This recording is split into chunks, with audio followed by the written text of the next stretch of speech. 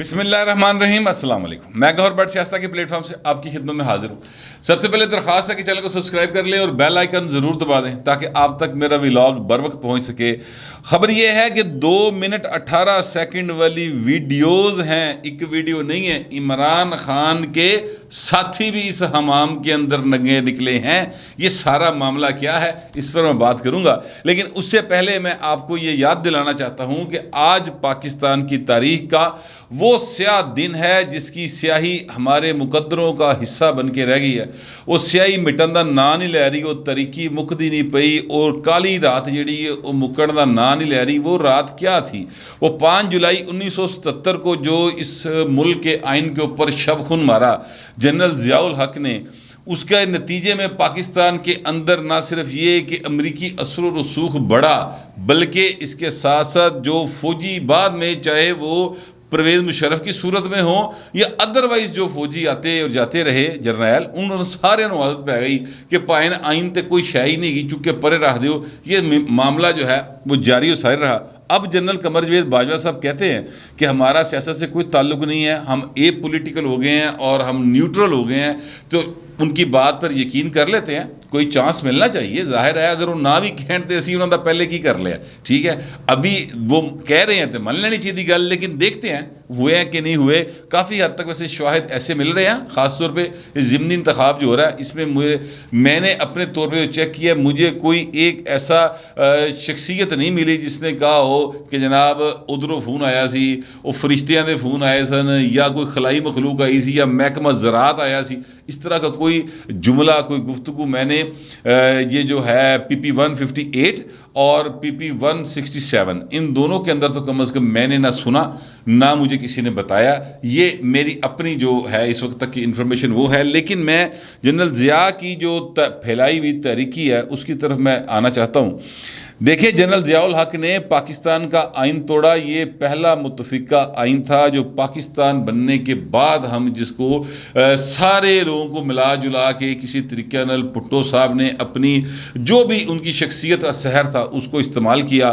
حالات اس طرح کے کہلے ہو گئے تھے، پاکستان ٹوٹا ہوا تھا، دوسرے لوگوں کے پاس آپشنز بہت کم تھی، کچھ بھی آپ کہہ لیں، لیکن ایک متفقہ آئین جو ہے وہ بن گیا۔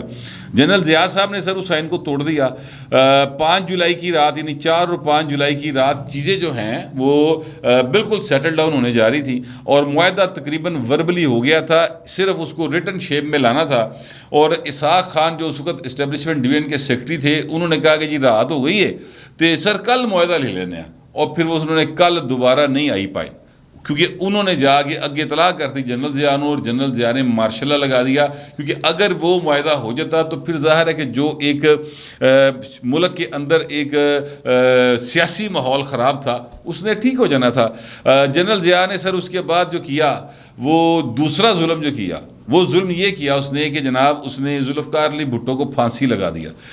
ذوالفقار علی بھٹو کی جو لاش ہے نا سر، ابھی تک وہ پاکستان کے سیاسی چوراہے میں لٹک رہی ہے، اور جب تک وہ لاش لٹک رہی ہے نا سر، تب تک پاکستان میں جو کیا نام کہنا چاہیے کہ کوئی بھی سیاسی شخصیت جو ہے وہ اس کو انصاف کی توقع نہیں ہو سکتی، نہ ان عدالتوں سے نہ اس اسٹیبلشمنٹ سے۔ وہ سارے کے سارے لوگ جو ہیں وہ مطلب ڈرے سہمے بات کرتے ہیں، جو ڈرتے نہیں، جو سہمتے نہیں، یا وہ بے نظیر کی طرح مار دیے جاتے ہیں، یا پھر یہ انہیں جلاوطنیاں کاٹنی پڑتی ہیں، یا پھر زرداری صاحب کی طرح 11 سال کی جیل ہوتی ہے سر۔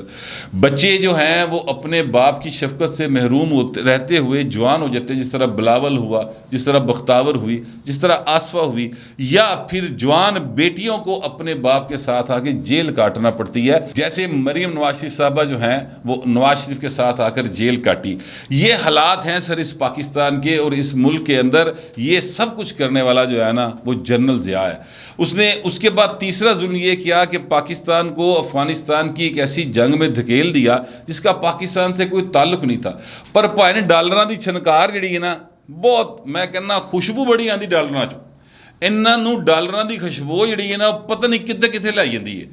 آپ دیکھیے کہ ڈالروں کی خوشبو تھی کہ جنرل پرویز مشرف صاحب بھی پائے نا پھر امریکہ دے ٹاؤٹ بنے، باقاعدہ ٹاؤٹ بنے سر۔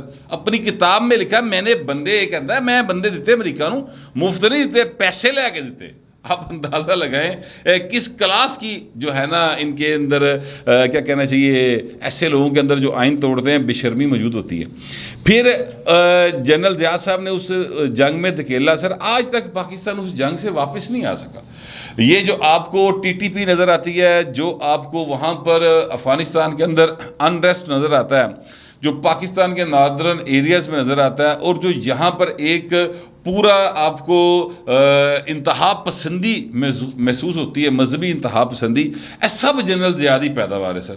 پاکستان ابھی تک اس کے جنرل ضیاء کے دیے ہوئے عذاب سے چھٹکارا حاصل نہیں کر سکا. یہ بڑی بدقسمتی کی بات ہے. میں اس حوالے سے بہت ساری دلیلیں, بہت ساری باتیں کر سکتا ہوں, لیکن میں اس لیے تھوڑا سا وقت کی کمی بھی ہے اور اصل موضوع کی طرف بھی میں نے آنا ہے.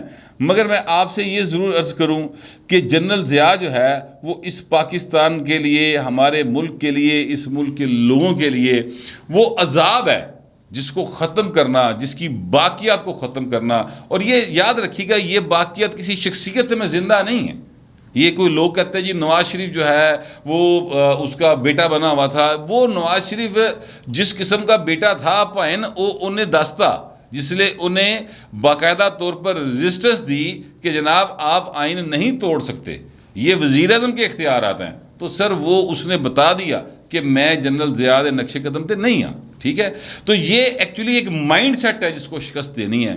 اور جنرل ضیاء نے سر ایک اور ظلم کیا ہوا ہے جس کا بہت کم لوگوں کو پتہ ہے, اور لوگ اس کو مطلب کیا کہنا چاہیے میت گل کا جرم سمجھتے ہیں, لیکن سر وہ جنرل ضیاء کا جرم ہے. اے عمران خان نیازی سر, اے بھی جنرل ضیاء کا ظلم ہے. جنرل ضیاء الحق صاحب نے عمران خان تے کرکٹ چھڈ گیا سی, تمہیں یاد ہوئے گا, بڑیاں خبریں چھپیاں میں اب کرکٹ نہیں کھیلوں گا. وہ بھاجی رولے پہ گئے سارے پاسے. ٹھیک ہے, جنرل ضیاء نے ریکویسٹ کر کے اسے دوبارہ لایا. سر ایسے ایسے ڈرامے کیتے نے اسٹیبلشمنٹ دے لوگوں نے پاکستان دے عوام دے نال کہ میں آپ کو کیا بتاؤں. اب جو یہ مطلب تاریخ کو پڑھتے ہیں, جو آپ تھوڑا سا نالج حاصل کرتے ہیں, تو آپ کو یہ محسوس ہوتا ہے کہ یار سانو کڈا بیوقوف بنایا گیا, ہمیں کہاں کہاں بیچا گیا, کس کس طریقے سے بیچا گیا. جس کو میری بات کا یقین نہیں ہے, پنجاب پبلک لائبریری ہے سر, یہ مال روڈ کے اوپر, یہ بالکل ٹوئنٹر مارکیٹ کے ساتھ سڑک اندر جاتی ہے, وہاں پہ چلے جائیں. اور 81, 82, 83, 84 جب تک جنرل ضیاء زندہ تھا اس وقت تک کہ آپ اخبارات کا تھوڑا مطالعہ شروع کر دیں, سپورٹس پیجز باقاعدہ آتے تھے. کوئی پیج جڑا نا وہ عمران خان دی تصویر تو بغیر نہیں سی ہوندا. سر وہاں سے یہ پروجیکٹ عمران لانچ ہوا تھا سر, اور وہ پروجیکٹ عمران اب آ کے جنرل باجوہ صاحب نے کلوز کرنے کی کوشش کی ہے. کم از کم الزام جنرل باجوہ پر یہ جتنے عمرانڈوز ہیں اور جتنے یوتھی ہیں یہ سارے اس کے اوپر لگاتے ہیں. پتہ نہیں انہوں نے کلوز کیا یا نہیں کیا, لیکن الزام ان پر بہرحال یہ ہے. الزام ہے گا تو سر انہوں نے شک ہے, انہوں نے یقین ہے بلکہ کہ یہ پروجیکٹ عمران جڑا نا یہ بند کرتا ہے اسٹیبلشمنٹ نے. اسی لیے تو جنرل باجوہ صاحب کے خلاف باقاعدہ طور پر ٹرینڈز چلتے ہیں, اسی لیے تو ان کو ان کے بچوں کی تصاویر لگا کر دھمکیاں دی جاتی ہیں.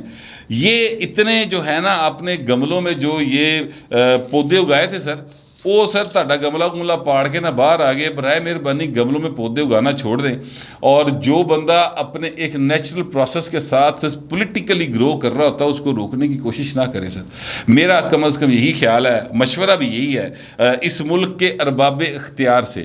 اگر وہ بات مان لیں تو انہوں نے مہربانی پائیں, نہ مانن تو بھگتے سی رہی ہیں. ہم کون سا اس ملک کو چھوڑ کے بھاگ سکتے ہیں, نہ ہم نے جانا ہے, ہمارا ملک ہے, ساڈیاں جڑاں نے اتنے, ساڈا جڑا مطلب ساڈی دھرتی ہے, ساڈی زمین ہے, اسی کیوں چھڑیے. لیکن اس کا نقصان بہت زیادہ ہوا, اور وہ نقصان صرف اس کو نہیں ہوا, یعنی قوم کو نہیں ہوا سر, وہ ان کو لانے والوں کو بھی ہوا ہے. اور اس کا نتیجہ آپ دیکھ لیں, ٹرینڈز جو چل رہے ہیں. بہرحال یہ بات پھر لمبی ہو جائے گی, لیکن اس پروجیکٹ عمران جو ہے نا اس کے سر بڑے کارنامے حضور, زبردست کارنامے, وہ منظر عام پر دن رات آ رہے ہیں آج کل, اور وہ مزید آئیں گے.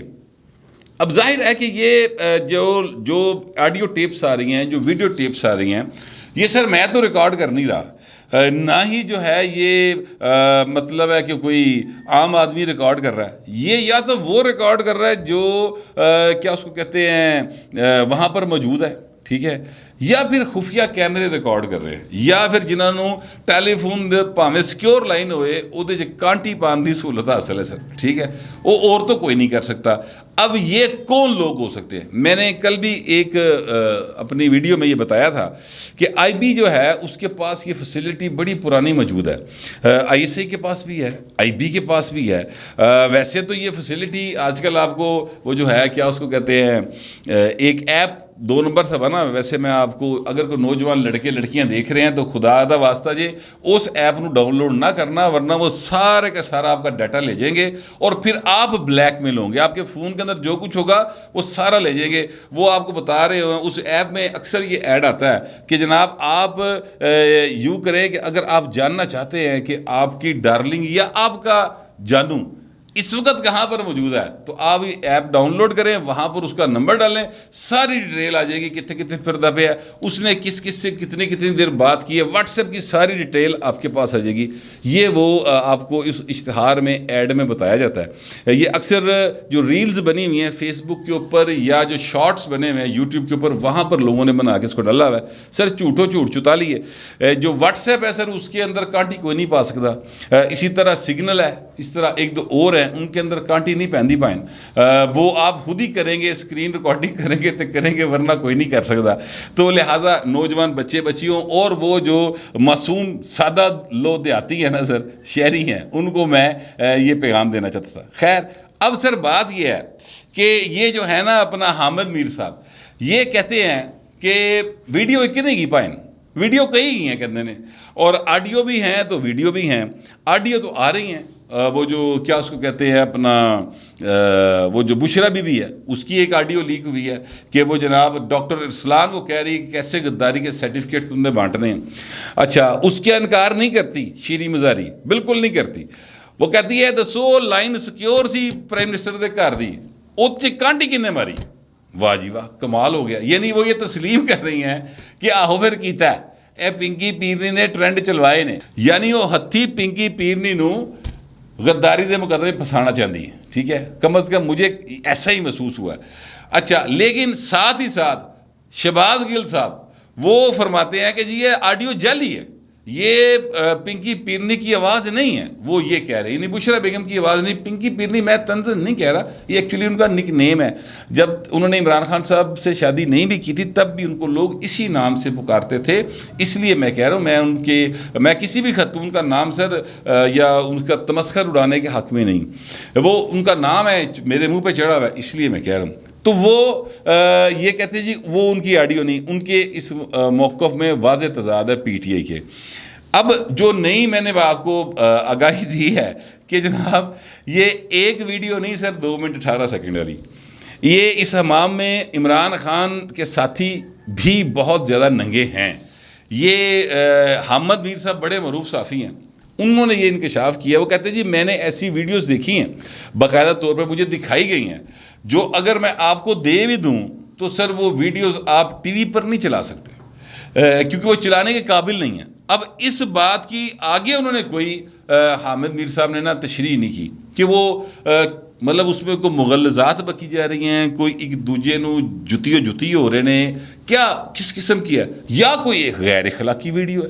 اچھا اس کے ساتھ ہی انہوں نے ایک اشارہ دیا, انہوں نے کہا کہ دیکھیں جیسے جو جج ارشد ملک تھے جنہوں نے نواز شریف صاحب کو سزا دی تھی اور بعد میں معافی مانگی تھی اپنے دوست ناصر بٹ کے ساتھ گفتگو کرتے ہوئے کہ یار ہے دیکھو میں انہوں نے جو کیتا ہے نا میں تو دس نہیں سکتا, میری ایڈیٹی خوفناک ویڈیو نے لیا کے دیتی کہ اس کے بعد خودکشی کرنا بنتا سی, لہٰذا میں نے کیا کہتے ہیں پھر نواز شریف کو سزا دے دی, میں مجبور تھا.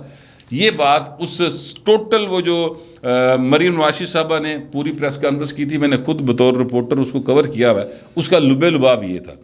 اچھا اب اس کے کچھ حصے ہیں جو مریم صاحبہ نے اس وقت سینسر کر دیے تھے کیونکہ اس میں بہت اہم شخصیات کے نام ہیں سر.